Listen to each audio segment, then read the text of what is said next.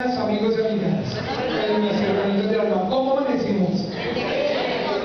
Bendecidos con el Señor. Hoy domingo, día en que Cristo venció la muerte.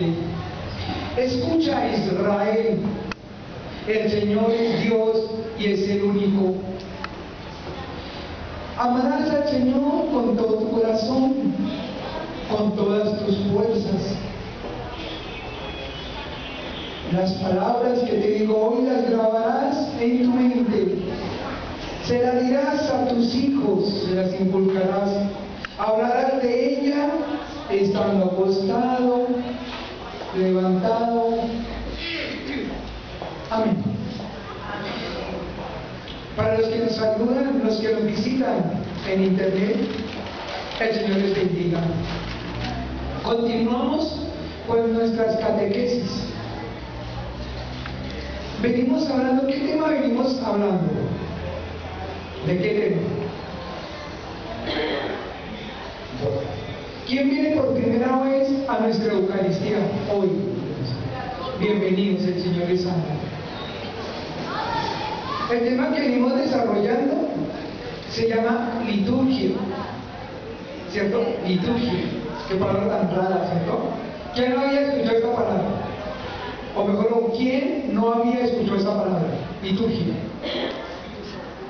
¿No? ¿No escuchaste? Siempre lo oí. La liturgia de la palabra. Liturgia de la palabra. Entonces voy a hacer un recuentico pequeñito para que nos acordemos de las catequesis. La primera habíamos dicho que liturgia ordinariamente es que alguien toma parte en favor del pueblo. Desarrolla un oficio de parte en favor del pueblo. Pero que cristianamente dice que el pueblo de Dios toma parte en la obra de Dios, o sea, la salvación. Y que podríamos resumirlo de esta manera sencillita para los niños, los chiquitos, para que vayan aprendiendo liturgia y vivirla. Quiere decir lo que se debe de hacer en la iglesia, lo que se debe de hacer en la iglesia. Y definirá los documentos que liturgia es el culto oficial de la iglesia a Dios Trino, donde se le pide perdón, donde se le adora, donde se le pide al Señor por los favores y gracias que necesitamos. También decíamos que el año litúrgico es el camino que recorre la iglesia a través del año y que recuerda el misterio de Cristo. Y que la centralidad del año litúrgico, ¿qué es la centralidad del año litúrgico? ¿Qué acto importantísimo de la iglesia es el acto litúrgico, el centro de la liturgia? ¿Qué ha venido a celebrar hoy? La misa. La Eucaristía. ¿Qué es la Eucaristía? Venimos a celebrar a Cristo resucitado. Eso venimos nosotros hoy. Cada 8 días nosotros celebramos a Cristo resucitado. El misterio pascual. Lo cual quiere decir que la Pascua de nuestro Señor es la centralidad de la iglesia, pero también de la liturgia. Que nunca se nos olvide eso. El pilar, la base, el corazón de la liturgia es la Pascua de Resurrección. Porque si Cristo no hubiera resucitado, vana sería nuestra fe. De nada de estar nosotros aquí si Jesucristo no hubiera resucitado. También decimos que el año litúrgico son los diferentes momentos que tiene la iglesia a través del año. Adviento, Navidad, Cuaresma, el tríodo pascual, ¿cierto? El ordinario, tiempo ordinario 1 y tiempo ordinario 2. También hablamos de los colores, ¿cierto? Hoy de qué color se viste el altar. Verde. ¿Qué significa el verde? ¿Significa qué? Esperanza, muy bien. Entonces también el año litúrgico se identifica con unos colores. ¿Qué colores son? El blanco, ¿cuál te acuerdas más? Rojo. Rojo. Morado. Morado. Blanco, hermoso. Y verde. Y cada color tiene su significado. Decíamos que el blanco es de pureza, ¿cierto? Y se utiliza, por ejemplo, para Pascua de Resurrección. ¿Se han visto que se viste el altar de blanco? El rojo en solemnidades, por ejemplo, de San Pedro y San Pablo, el rojo significa orinar sangre de mártires. En solemnidades se utiliza el rojo, en el triduo pascual se utiliza el color rojo. El verde, como hoy, se utiliza, significa esperanza. Y el morado, por ejemplo, que se utiliza antes en el Adviento, significa penitencia, austeridad. Muy bien. También decíamos que el domingo es el día del Señor. Y que celebramos, ¿qué celebramos el domingo? Muy bien, la resurrección de nuestro Señor. Jesucristo durmió el Shabbat, dice, el sábado. Y despierta el primer día de la semana, que es el día domingo. Que la Eucaristía es una celebración, que la palabra Eucaristía significa acción de gracias. Venimos a una acción de gracias, pero también es un sacrificio. Decíamos que hay que tener disposición para venir a la Eucaristía. ¿Qué es la disposición?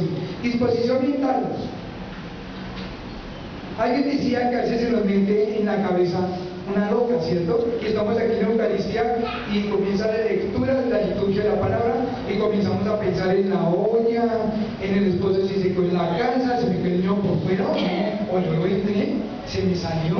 Y entonces mentalmente nos distraemos, ¿cierto? Y a veces inclusive cuando estamos en la liturgia de la palabra nos sucede muy a menudo que nos distraemos. Y entonces perdemos nosotros la riqueza de la liturgia de la palabra. Disposición espiritual. Venir a habernos preparado con anticipación, venir que vamos a hablar con el Señor. ¿Qué cosas? Presentarle al Señor nuestras dificultades, ¿cierto? Pero también nuestras alegrías. Mira, Señor, hoy hice tal cosa, me salió bien, gracias por esa bendición recibida. Y ponemos todo lo que traemos en nuestro corazón. Que lo más importante de este lugar es santo, porque Dios se hace presente y que Dios está en medio de nosotros, en nuestro Señor, en el sagrario. Él está vivo ahí, nos escucha, nos ve. Las disposiciones exteriores, venimos bien vestiditos. En el campo se acostumbra a tener un vestido de paño, es un mejor traje, y los domingos lo sacan. Y padres se reúnen a su asamblea, a nosotros, a la Eucaristía, se visten adecuadamente. Debemos de llegar con vestidos de la mejor manera, porque si nosotros creemos que esto es importante, así nos debemos de vestir, porque dicen los psicólogos que uno actúa depende de lo que piensa, y uno actúa dependiendo de lo que piensa. Y entonces a mí me parece más importante yo me pongo con mi mejor traje, no en trajes deportivos, por ejemplo pantaloneta y camiseta, ¿cierto? Venir con un vestido bien bonito, las niñas y las señoras, vestidos decorosos, vestidos bonitos, sencillos y bien bonitos, nada escandalosos, ni escotes que distraigan, venir bien bonito. Entonces disposición externa y una disposición de estar aquí nosotros, participación activa, responder cuando se debe responder, pararnos cuando nos debemos de parar, sentarnos cuando debemos de sentarnos, arrodillarnos. Dijimos que estar de pie tiene un significado. ¿Qué significado tiene estar de pie? Por ejemplo, en el Santo Evangelio, ¿por qué nos ponemos de pie? Porque no estamos sentados. En la lectura 1, en el Salmo y en la lectura 2 estamos sentaditos, ¿cierto? Escuchando la liturgia de la palabra, ¿cierto? Pero en el momento del Evangelio nos levantamos. ¿Por qué? Porque no nos quedamos sentaditos. Sentarse, arrodillarse, pararse tiene un significado. El pararse quiere decir que somos peregrinos. De verdad aquí, mis hermanitos y hermanitas, ¿quién tiene garantizado toda la eternidad aquí en la tierra? ¿Nadie?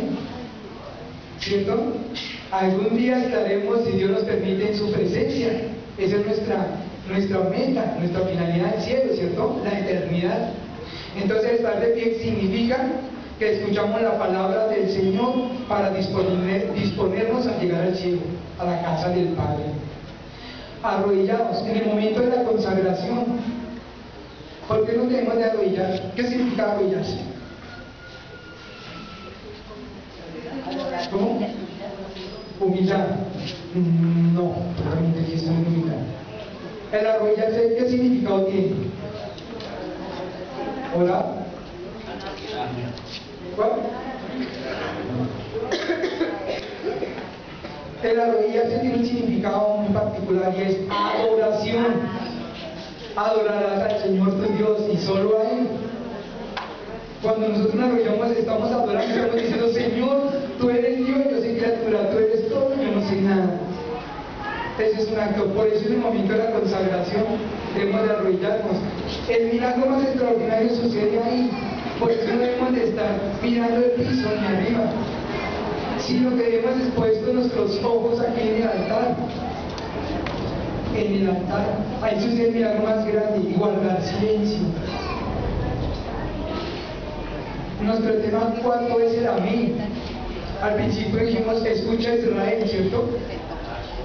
Debemos de saber escuchar las enseñanzas de la iglesia para hacer una participación eficaz, como se debe hacer.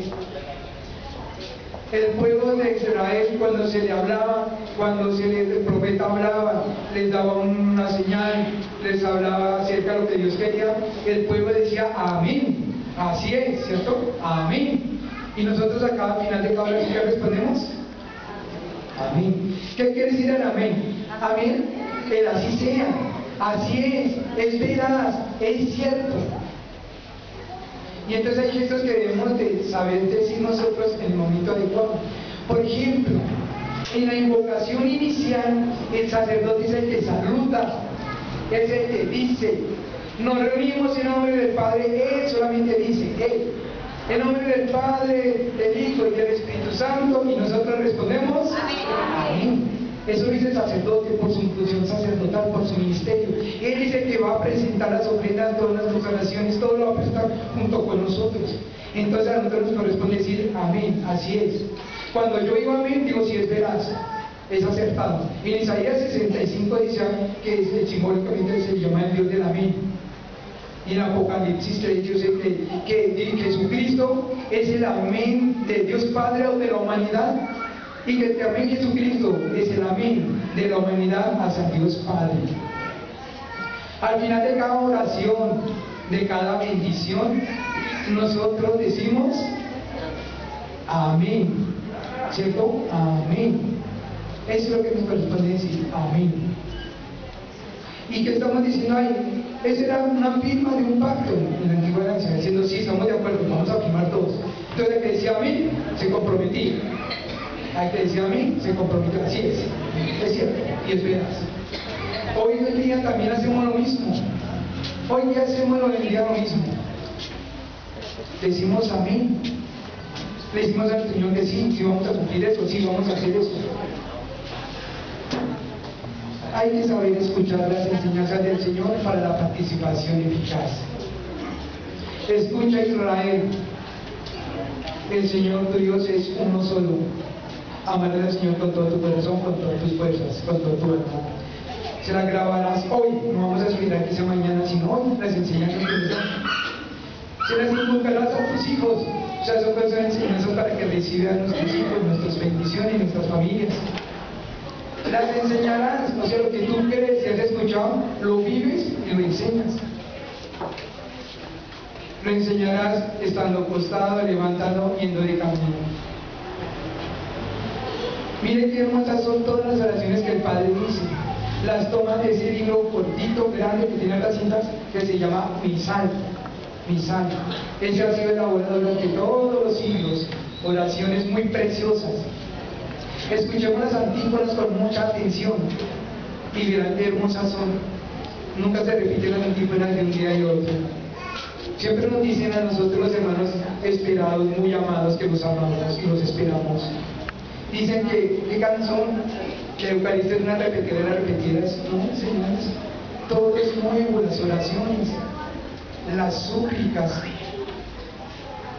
Y a veces nosotros nos perdemos las súplicas. Hoy escuchen con atención las antífonas que su padre dice, que toma de mis son hermosísimas. Por ejemplo, lo que nos va a corresponder es decir en el acto penitencial.